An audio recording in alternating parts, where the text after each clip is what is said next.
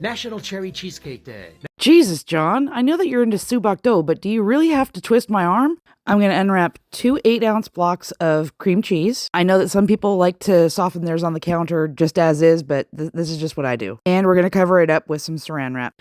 Next, we're going to get the rest of our mise en place, 3 eggs, and a can of sweetened condensed milk. Now I can nap in peace knowing that everything's in place. I'm going to start off by busting up these blocks of cream cheese a little bit. Not too much because we're not looking to inflate it with air. And I'm adding 3/4 cup of the sweetened condensed milk. It pours like molasses. I cracked the eggs into the same measuring cup as the sweetened condensed milk. And I'm going to add them in about 1 yolk at a time. This helps to have a smoother consistency without inflating it with air too much. And once it's completely combined, we're going to scrape down the sides and make sure that that's fully incorporated. This is completely optional, but I like to add some vanilla. Lemon zest is also good in this. Now we're going to take out a sheet of baking paper and crumple it all up. I mean, really go to town and take all your frustrations out on it. It's part of the process. Just kind of go with it. Now we're going to take out a 7-inch springform pan. If you don't know how many inches they are, just flip it over and measure it. That's what he said. Okay, so yeah, we have a 7-inch pan here. We're going to flip it back over. And you remember that crumpled up mess that we made? Yeah, we're going to try to flatten it out as much as possible.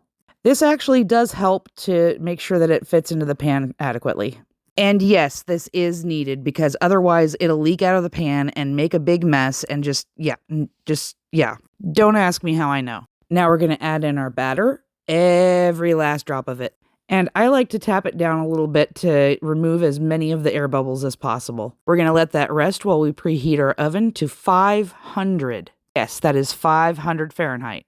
We're going to pop this in for about 15 to 18 minutes. It all depends on your oven. I would start with 15 and watch it for a little bit. And here it is. We're going to do the wiggle test. Perfect. I'm placing it on a rack to let it cool for about 10 minutes. Don't be alarmed if yours sinks down a little bit. It's totally okay.